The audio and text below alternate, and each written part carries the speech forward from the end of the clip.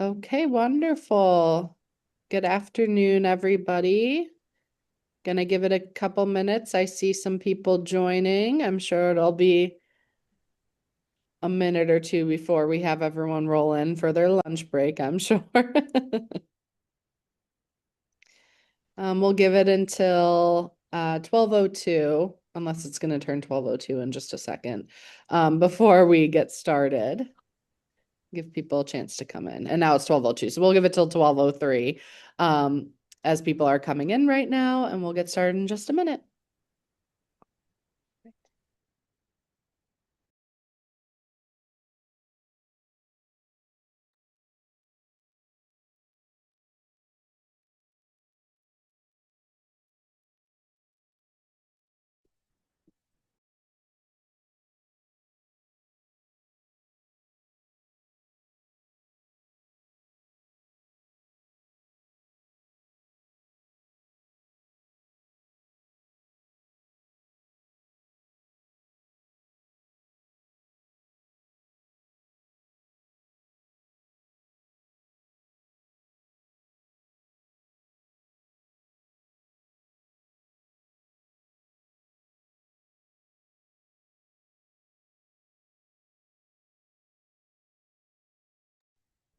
All right, we can get started. I'm sure there will be some people trickling in as they're getting off for their lunch break, but good afternoon, everyone. My name is Renee Stromsky. I am one of the special education attorneys at Abner Weicker, and welcome to our Ohio Special Education Legal Clinic. We are a collaboration between our law firm, Abner Weicker, AW Law, Disability Rights Ohio, and the Ohio Coalition for the Education of Children with Disabilities, sorry about that, OCECD. Um, and where the Special Education Legal Clinic offers a group workshop, followed by a Q&A panel. But today we will actually be accepting questions throughout the presentation and the workshop today. So if you have any questions, feel free to drop them right in the Q&A, and I will pause Brittany whenever there's a good stopping point and she can answer your question. But then we'll also have a couple minutes at the end as well if anyone has any lingering questions at the end. There is also at 1 o'clock, we have our free 30-minute individual guidance sessions with different attorneys and advocates in the various offices as well. Today's presentation is going to be by Brittany Maddox of DRO, Disability Rights Ohio, and it is on advocacy beyond the IEP meeting, making your voice heard. We have closed captioning available in the bottom. And like I said, if you have any questions, feel free to drop them in the question and answer. Next month, we will be doing next month's session will be on a Tuesday because we have a holiday on that Monday. It'll be Tuesday, January 22nd. It'll be led by Disability Rights Ohio and OCECD, and it'll be on resources and support for children with disabilities. And so it'll actually be a panel of different community services in the area to kind of get everyone knowing about their different resources. So you can sign up for that at our website, lawyers4students.com/legal clinic. I'll drop the link in the chat box so that everybody can see it. And that is where you can sign up for more of our workshop sessions and also the individual guidance sessions. So I think that's all I have for everybody this afternoon. So I will turn it over to Brittany, who will be talking to us about how to advocate beyond the IEP meeting. Thank you for being here, Brittany. Thank you so much. I'm excited to be here today. Just to reiterate, my name is Brittany Maddox. I am the Community Engagement and Advocacy Specialist at Disability Rights Ohio, or DRO. I'm a white woman in my mid-30s with long brown hair. I have a black shirt on today and a black headset.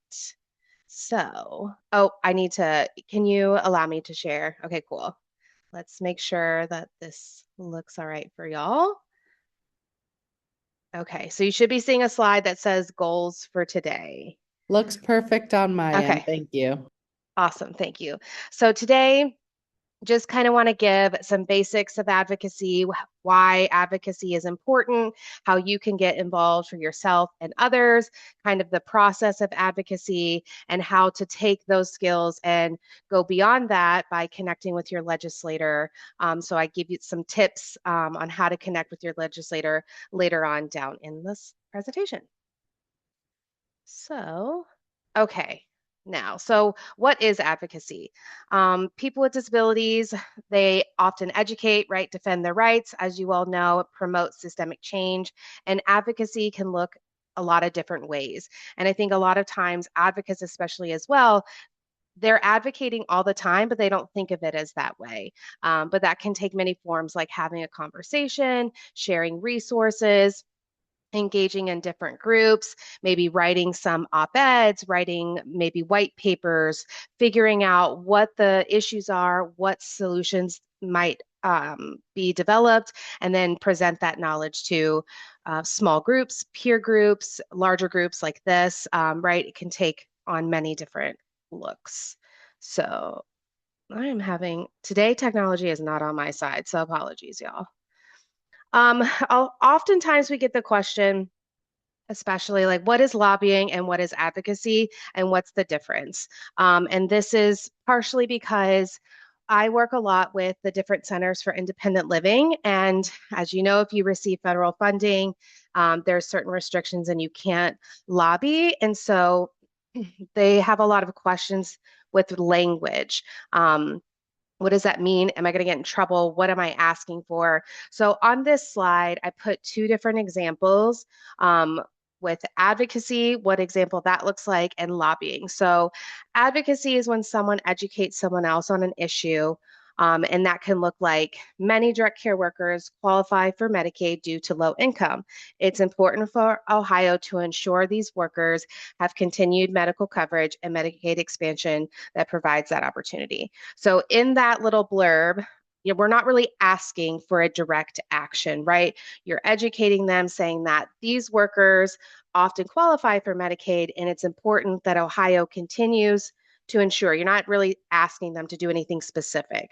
Now, when you lobby, you're asking for a direct outcome. So that could look like many direct care workers qualify for Medicaid due to low income. We urge you to vote no on removing Medicaid expansion in Ohio. So that's a direct ask. When you are talking with somebody and you're like, I want you to vote yes, I want you to vote no on that, I want you to do some direct action, that's lobbying. And so we always come from the perspective of advocacy, right? Just providing that general education so that individuals can then work on behalf of themselves or others to advance pieces of legislation without having to directly ask for a specific action. So why do we advocate? Why do we do all this? Well, as many of you know, people with lived experience are the experts on the issues. Policymakers, legislators, and agency personnel, while they have a lot of knowledge, they have a lot of technical knowledge, maybe how things are written, how it might apply, but they oftentimes don't have that direct experience of, I created this policy, I don't, doesn't really impact me, right? I'm going to just create this, but the individuals with lived experience, right, they feel the effects of that policy. Um, and so people with disabilities, it's super, super important that they have voices at the table, that they are involved, the people that their family members, friends, whoever it is, that they are also involved and sitting at the table as well, because they are the ones that have the direct experience that can provide you those lived examples. So it's super important. We do that a lot where we ask if there's like a, say, for example, a Medicaid work group. I've worked with a lot of advocates on self-direction, expanding self-direction in Ohio. And I'm like, it's cool. You know, it's great that we have all of these organizations involved, but we need the people who are utilizing these services to also be involved because they are going to have direct experience for a long time and history of how things have been rolled out and best ways and advice to give you on how we should make this look in Ohio moving forward. So we always want to work to create systems that work for us and benefit those with disabilities. There's different ways to advocate. Obviously, you can, work with different groups. That's attending meetings in person or virtual. There's still a lot of virtual meetings that occur because virtual meetings are often more accessible for people with disabilities due to transportation barriers, timing, caregiving, things like that. We also help plan legislative advocacy days. We've worked with other organizations to do these, and because we have access to some of the platforms that typical folks are not going to be able to have. So those could be like HANA or Gongwer, which are the state house news pieces, and we're able to have access to emails and things that aren't always as accessible for folks without those paid subscriptions. So, kind of on the back end, we help plan those types of days, printing materials, things like that, scheduling meetings. You can create action alerts and share with networks. Action alerts, I think, are super helpful and useful. For example, couple years ago when we were doing a lot of direct care worker advocacy. We were working with multiple statewide organizations and groups. We created an action alert, and on the back end of it, you can include however many legislative emails you want. So we would put in like for the health committee, and then eventually went to the whole General Assembly. So when you create this action alert and then you email it to folks for them to sign the letter and send it out, you think that legislator is receiving potentially hundreds of the same type of letters from folks, and it kind of rings a bell to them like, okay, this is like really important, right? If you're getting something in your inbox and it says the same thing, you have like 100 people that are sending it to you, that means this is something that's super important and you need direct action. So I think that was a really useful tool, and can be a really useful tool in order to kind of like raise those alarm bells and create bigger action on a larger platform. Writing letters is also another way you can advocate, create art. I know legislators really enjoy the artwork. There are a few advocates that created direct care worker art. And then they took them to the state house during one of our legislative days, and those pieces are still in those legislators' offices.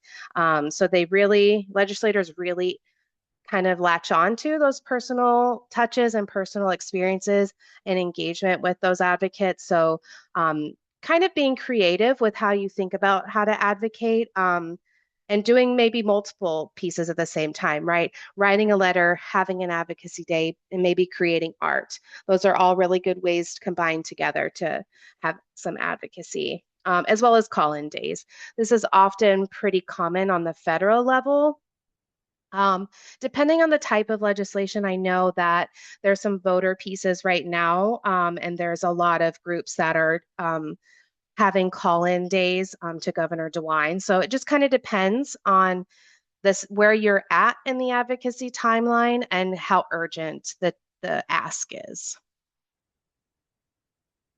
So in order to have kind of like a really good proactive advocacy that's effective, I've broken it down into a few different pieces to kind of give you a plan, the different elements to the plan that you can use. You can send this PowerPoint to folks that you know, parents, all types of individuals can use this PowerPoint. And I have links too in here, so that will be helpful as well. So 5 different pieces that I've identified would be first identifying the issue, then you develop a solution and a plan, but understanding also who you want to advocate to, because then that kind of also changes your mode of advocacy sometimes as well.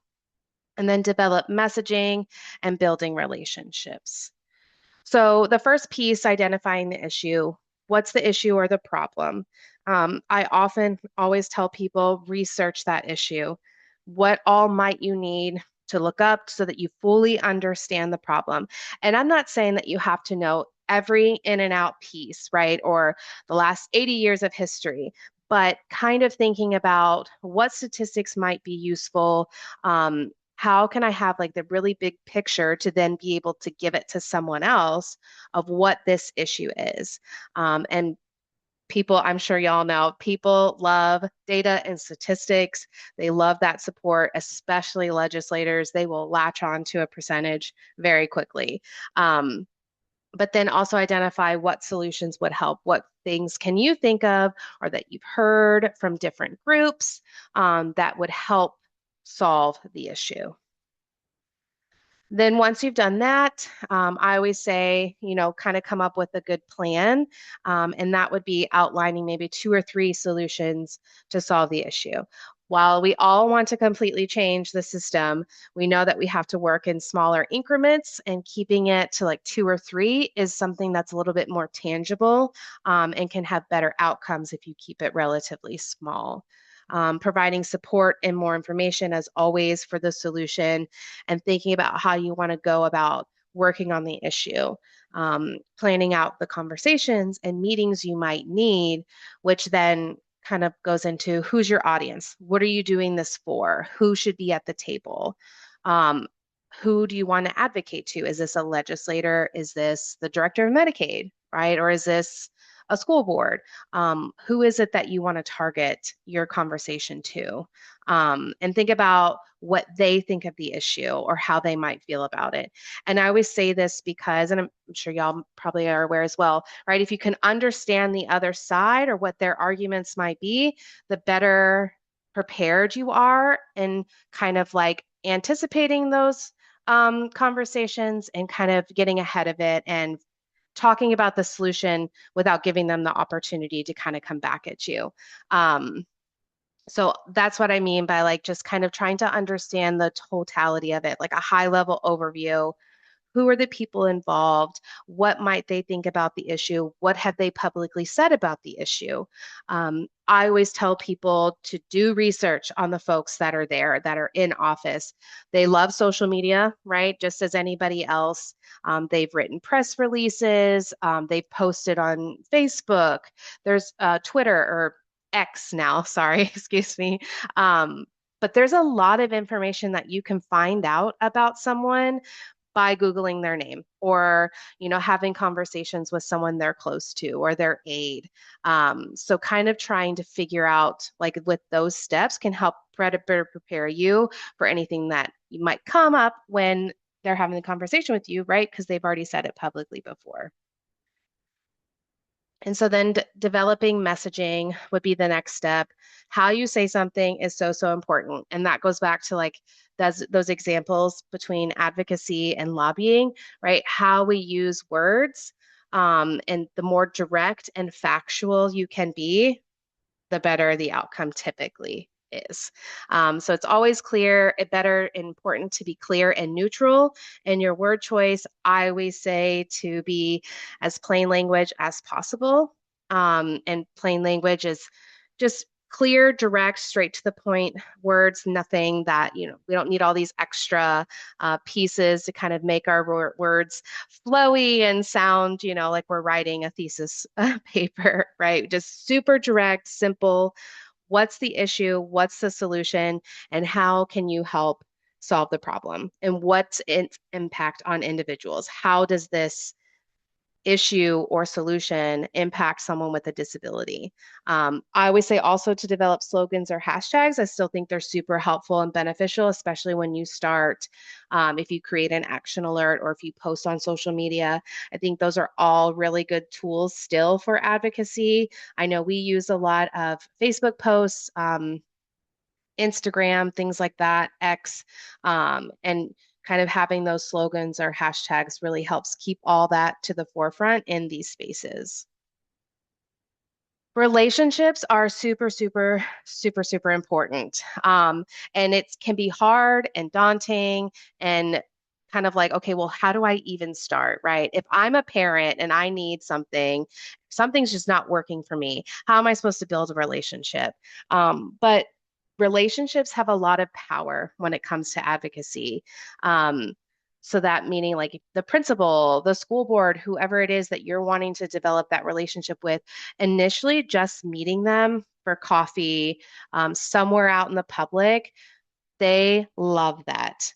So And they will oftentimes, the more you meet with them, especially in district, the more they will call on you. I've seen it a lot where legislators are like, oh, I have this question about, something someone said, or we heard this in testimony. I'm going to call so and so because I know them. I know they have a child with a disability and I need their input. I need their advice. So it's really important to build those relationships with legislators, especially because they will call on that in the future. And regularly meeting with legislators is super important as well. Um, I know that it does take time, but I've been in different spaces where there have been a few people and advocates who've met in person with a legislator at like a local coffee shop or sandwich shop.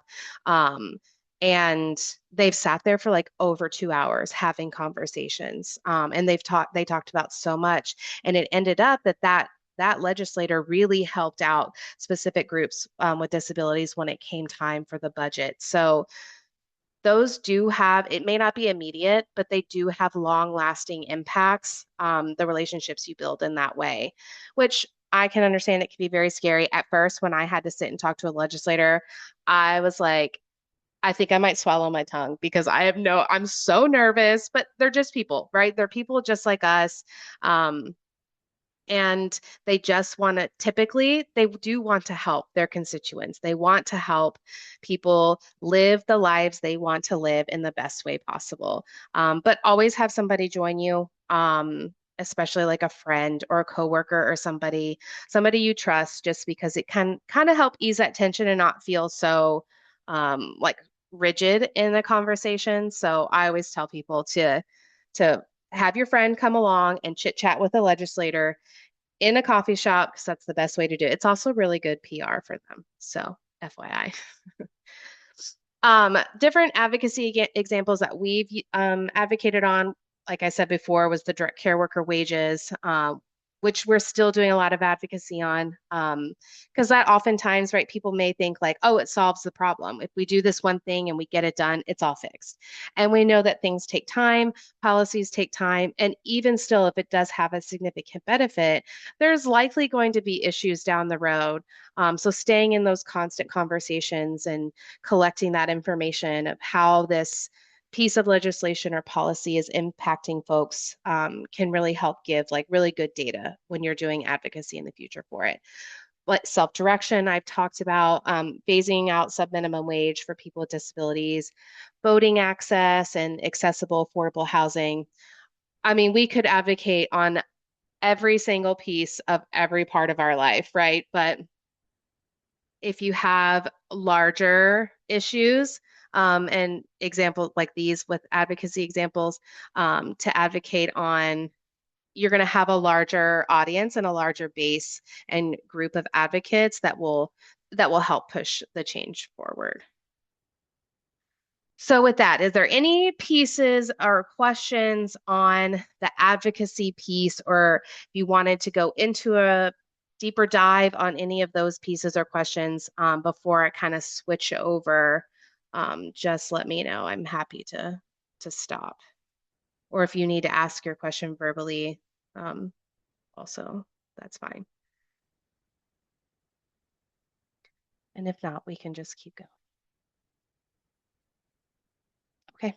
Um, So this piece is like, okay, so now I've developed a plan. I know who I'm going to advocate on. I wrote my one pager that has these are the three issues and these are the three solutions that go along with it. I'm scheduling now. Um, oh, I got a weird message on my, okay. Sorry about that. I'm going to schedule a legislative day. I've created this action alert. We have these advocates. Now what do we do, right? And I always say, meet with your legislator because it's super, super, super important. So first, like, how do I even figure out who is my legislator? Where do I even go? So if you go to the Ohio Legislature's website, there's a link in this PowerPoint, but it's www.legislature.ohio.gov. On that home page, when you go to that website, down on the right-hand side, it will say who represents me, and you would type your address. And if you need to do your zip code, you will have to have the 4-digit extra to your zip code. But if there's a link above the boxes that says, what's my 9-digit zip code, it will help you figure that out. And then you just hit search. And then, oh, I don't have a picture, but it will show you, um, it'll have like 2 separate boxes of the state of Ohio, and it'll say who your representative is, also say who your senator is. And then when you click on them, it will take you to their like biography homepage. And on the left-hand side, you'll be able to see their address, what floor are they on, their phone number, and then they're also their email. You'll be able to email them as well. And for the House of Representatives, I'll say this again later on, but it's REP and then their district number. And senators go by their last name. So it'd be like Blessing at, ohiosenate.gov. I put in here a couple different ways to schedule a meeting. You can call them or you can send an email. Calling often is a lot quicker than emailing, but for folks, especially people like parents or somebody who maybe doesn't do this very often, I included a couple scripts as well so that they could have this PowerPoint and they can kind of have just an outline of what they should say when they're calling or emailing somebody. But like I said, their phone number is on the left-hand side of their bio page, and then you can just call them and say, I want to request a meeting with Senator so-and-so to discuss whatever it is you want to do, direct care workers, right? And I always suggest for folks when you are, even if you're calling or emailing, to include your address. And I only say this because a lot of times legislators can be a little bit more hesitant or not quite as available to meet with people who aren't their constituents. They still will, especially if you're doing like a large advocacy day and they know that. But oftentimes it depends on the legislator, but just saying that you live in their district, they're more apt to get a meeting faster than someone outside of their district. So again, like I said, I just have a script in here for folks who want to use it, and just say how you want to talk to them. Do you want to meet on Zoom? Do you want to meet at the State House? Do you want to meet at a coffee shop or something? However is best for you, that's what I would suggest meeting them with. Same thing for emails. Like I said, the Ohio House of Representatives, they use a little bit different format. It's the example I put here is Matt Huffman. It's REP 78 because he's District 78 at ohiohouse.gov. And then for senators, it's their last name at ohiosenate.gov. And then I also included a script here. And I always suggest putting in the subject line, scheduling a constituent meeting, and just saying your name, again, your address, and you want to talk to them about, and you name the issue that you want to talk about and how you want to meet them. I would also always say to come prepared with possible days and times that work best for you. When they are not in session, it can be a little bit easier to meet them, especially in district. But during session, it can get kind of difficult. And they often only have like a 15-minute window to talk. So knowing the days and times that are best for you will help the legislative aide kind of narrow down based on their schedule a good time frame. Um, if you get the legislative aid, always I still say, tell them what you want to talk about, know the days and times, be flexible if at all possible. And meeting with staff is still very, very important. The aides, I always say, they make things happen. They're the ones that are reading the emails, they're the ones that are reading your letters, they're reading the one pagers, and they are kind of gathering the information and then they give that to the legislator. and then they'll decide what they want to do. But the aides can be super, super helpful in getting more push for certain issues. So I still say it's very important, even if you can't meet with them, with the legislator, to meet with their aide. So the how to prep for a meeting kind of goes along with the steps that you took for advocacy. Um, Start prepping. Oftentimes, I would say if you can prep beforehand, even better before you even schedule the meeting. Like I said, they have limited time to discuss issues. Research and practice your points before the meeting. Keep those statistics, important information. I always say bring a notepad, like if you're going to meet with them in person, bring as many materials as you want and have like notes on a notepad with you that you can look at, just kind of keep you on track. And I always say share personal stories. Share how these issues are impacting you because those are the driving piece. That is how we can effectively advocate 100%. And I feel I've seen the difference in how Ohio advocates versus other states. And because we often have such a huge advocacy base of folks outside of organizations, um, we're able to get a lot more things done because of those personal stories and examples, which can be very frightening, can be very scary. It's very vulnerable to just say what is happening to you personally, but those are the stories that legislators remember.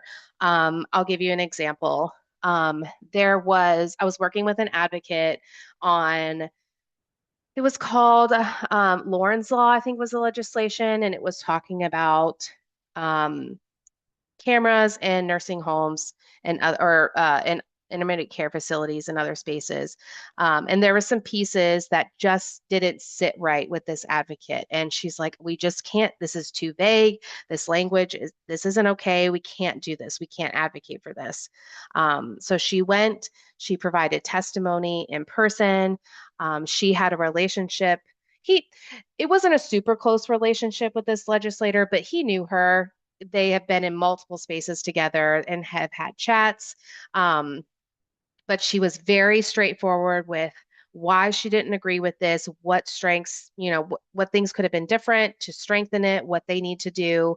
She provided the issue and a few of the solutions.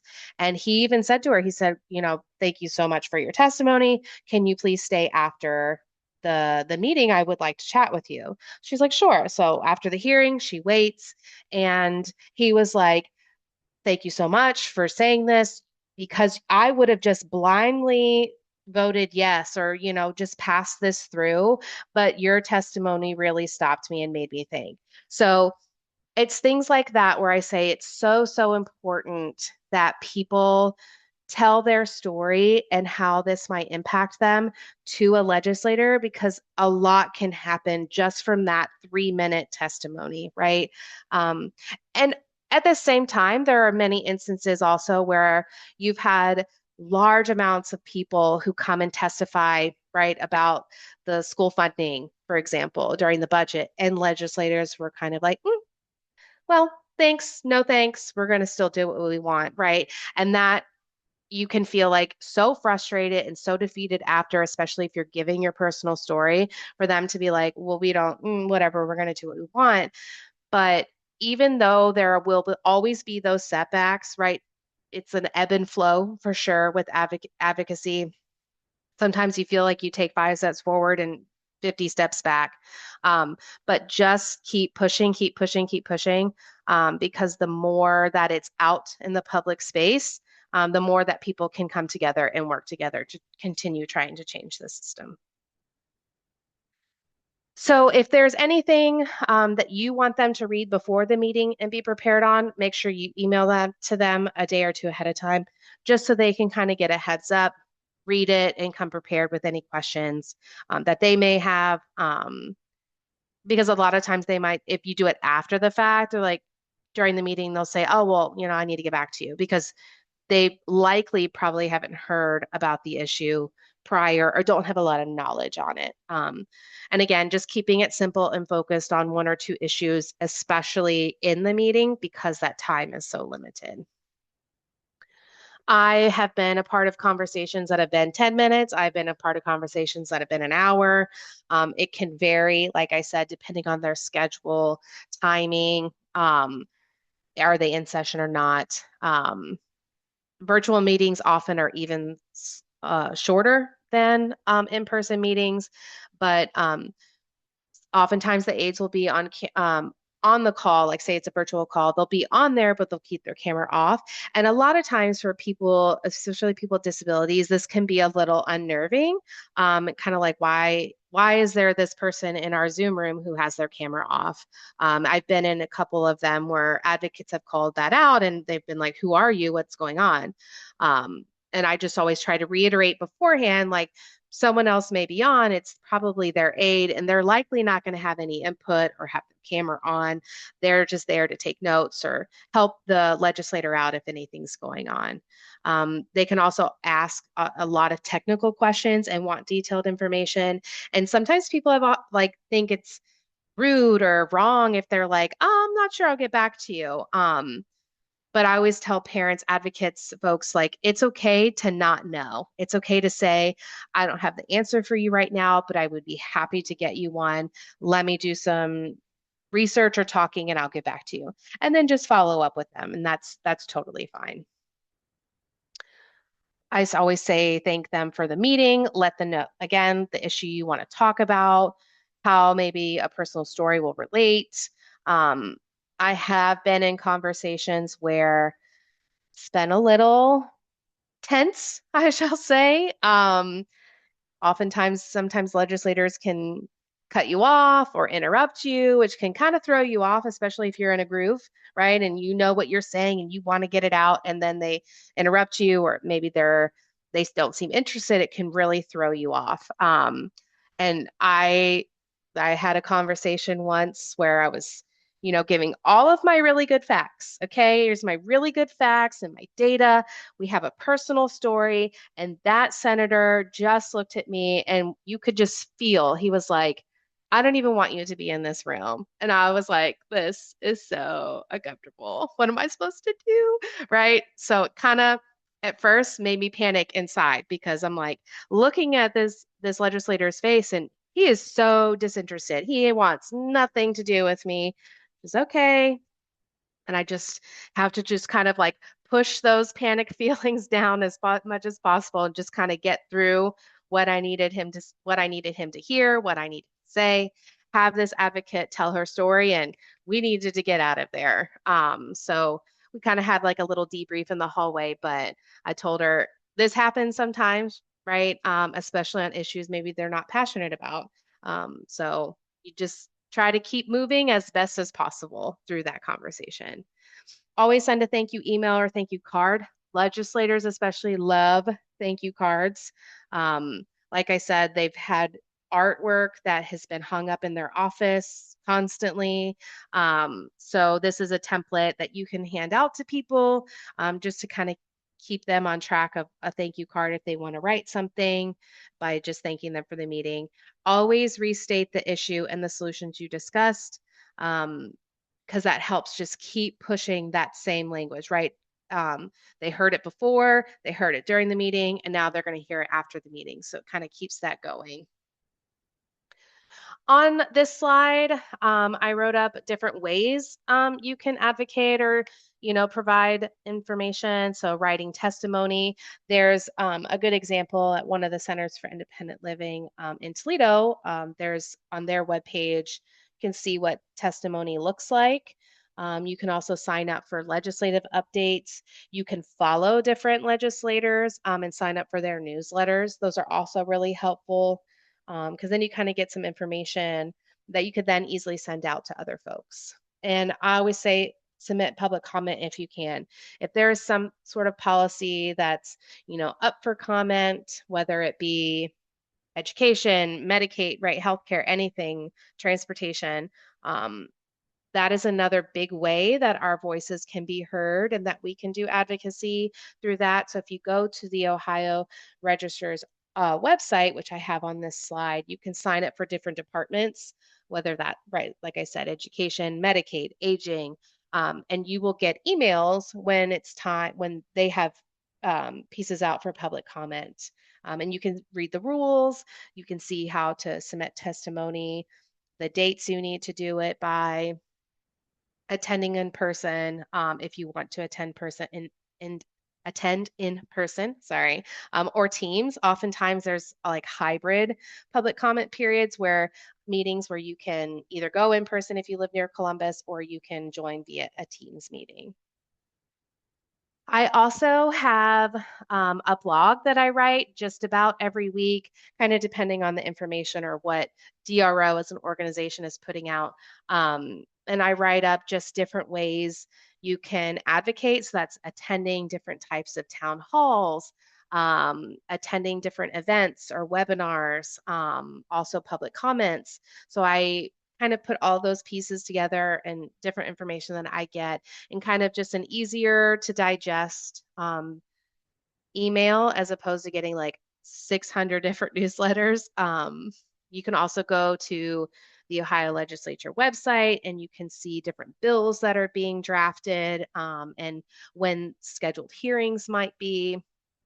You can also look at the Senate's website as well as the House's website. They oftentimes have lots of information there on different pieces that are coming up. And again, the Ohio Registrar, which you can sign up for different departments as well. And then just quickly before we go to questions on this slide, at the end, we have a public policy page on DRO's website, but also following on social media, we post a lot.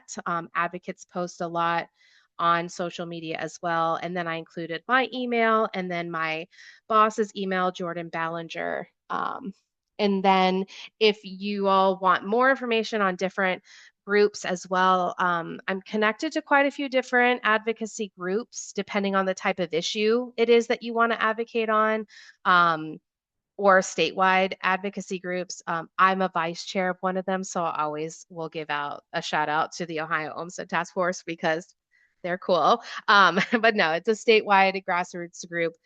They advocate on a lot of different issues, and they are probably like that group doesn't matter what it is, right? Like the whole idea of that group is to advance the rights of people with disabilities, but ensure that they have access to their communities. And what does that look like, right? Transportation, housing, community events, whatever it is.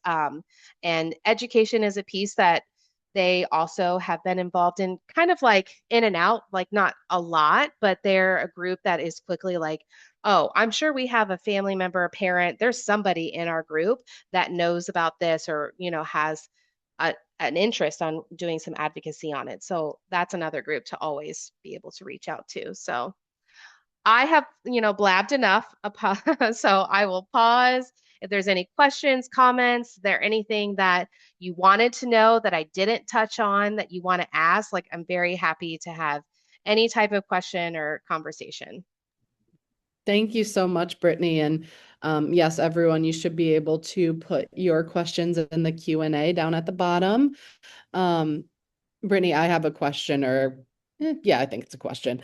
Have you ever seen any of your advocacy efforts be implemented or put into place? Have you kind of seen anything, like any positive results from that? Yeah, the biggest one I could say, okay, well, I have a couple. The biggest one probably is the direct care worker wages. So when we did a couple, not this last budget season, but the one beforehand, where we did all of that push, like we worked really hard. Um, we got it inputted language into the budget that would increase direct care worker wages because they were typically around 13, $14 an hour, right? And we're like, that is not anything that anyone can survive off of. That's nothing, right? We have to increase these. So we were really pushing for $20. We didn't get 20. We got, I think it was 17 for the Medicaid side, and I think it was 18 for the DODD side. And that's only because they got an additional dollar from the county boards. But still, it wasn't exactly what we wanted. And then the governor vetoed that language, but then we've had conversations and the folks at Medicaid and aging, they said they've been very committed to increasing their wages, and we've heard that they have increased wages. So even though we didn't get that language, kept in the budget, it's still something that we really push that like this is an issue and we have to ensure these people, who else, where are these people going to go? What's going to happen? The state is going to end up having to pay a lot. So do you want to do that, or do you want to pay workers what they should be paid? So that's another piece of how we kind of push for it too, right? Is like that factual evidence. Okay, it costs twice as much for someone with a disability to be in a nursing home or something like that than in their home. So if you just, allowed people to stay in their home, paid workers what they should be paid, everybody wins, right? And you're not paying twice as much. So that was like a big win and kind of a different way, right? It wasn't super direct, but it was kind of direct. That was a big win for us. Um, and then the phasing out of sub-minimum wage, that has been a really long, long piece. People have been in and out in that conversation, and we were looking really promising. We had this bill drafted, we had a lot of momentum behind it. There was a Senate version, and then it kind of semi fell apart. Behind the scenes at the state house, legislators having their, conversations and scratch my back, right? And they presented us with an alternative for an amendment, but the group was like, no, we're not doing this. And we will actively come out and say, we're not going to support this. So it was kind of like this, it was an interesting dynamic. So we'll see how we're still in the process, right? We'll see how it next goes in next General Assembly. But that's why I've said, like, those things happen. You can feel so good about something, you have a lot of momentum, and then for whatever reason, right, legislators have their own thing, it might go south. But as long as you have a base who sticks together and we're all on the same page and we are hard, strong advocates, we will get there. We will push them and get there. So it's just so important to kind of keep that momentum. So those would be like my two examples. One was a really good one, and one is like not so great, but we're pushing them. So, and it's No, having its effects. I was nervous to ask the question because I didn't want you to be like, no, I've never had a positive Uh, result before. But I figured and I trusted that you had, which is really great that you were able to see that positive effect come from it. Another quick question I have, I know it makes sense, of course, to talk to the person who's representing me, in terms of advocacy or lobbying.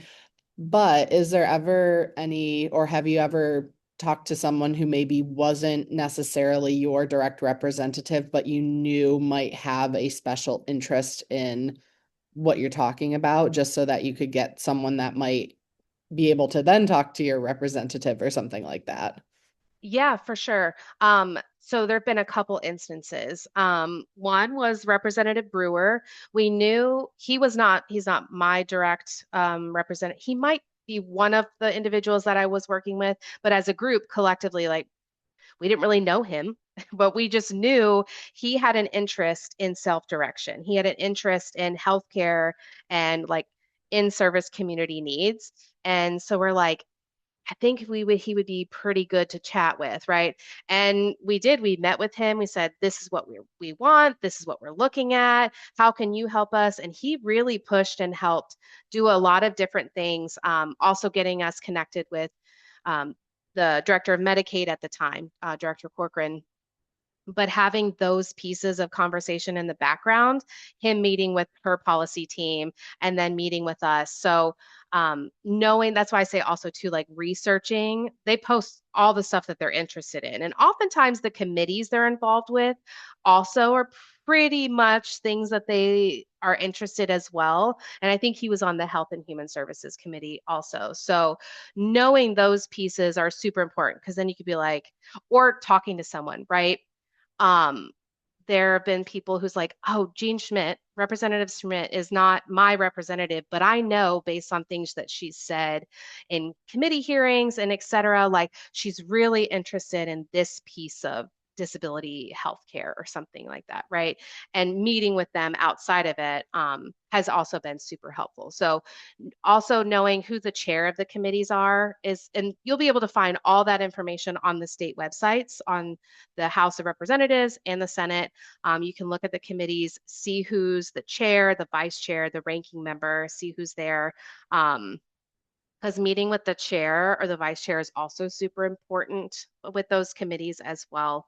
Um, Another quick example I can give that kind of goes with like outside my district, but also building relationships. So I always tell this because I'm like, this is the most wild experience that ever happened to me. I was newly started at the Ability Center. I was a disability rights advocate focusing in healthcare, and there was a anti-discrimination bill for parents with disabilities in like the legal system in those spaces, in developing like custody plans, visitation, things like that, those determinations, family court. And they wrote the bill, kind of came in after the fact.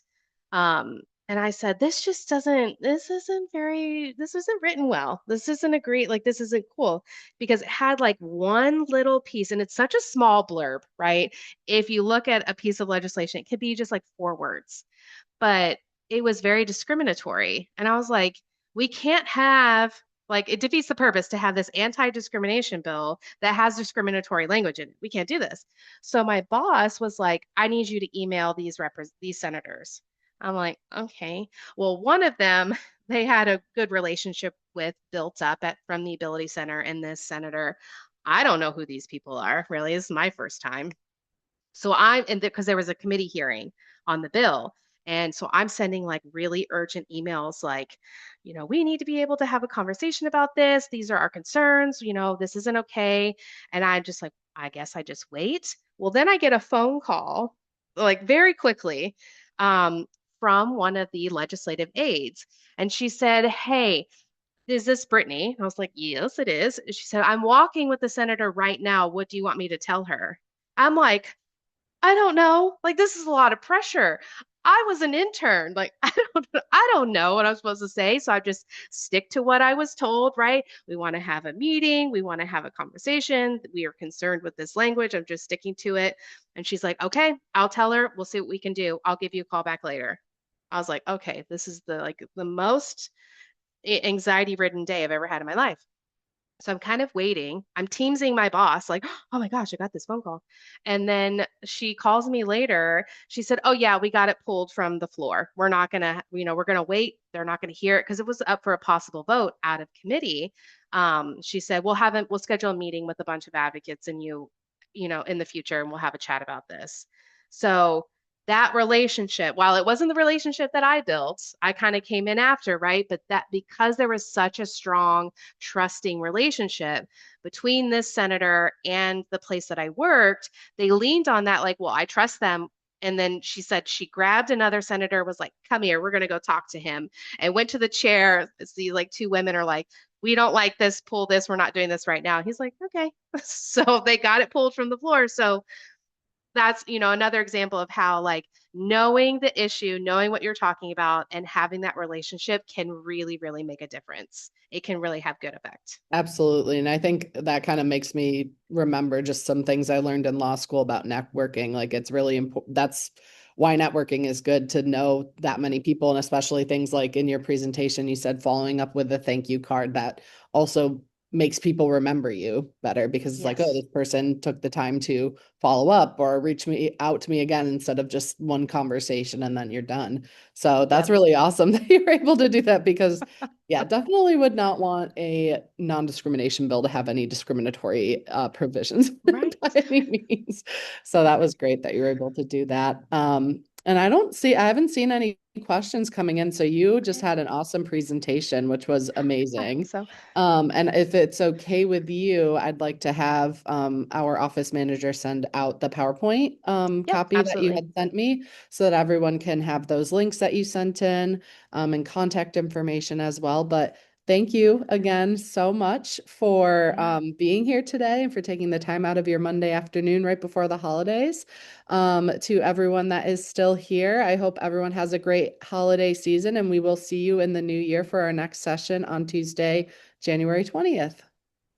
Thank you, Thank you so everyone. much. We gotta Bye. thank we gotta thank you. Thank you. This is great. Yay. Take care, Have a good week, everyone. y'all.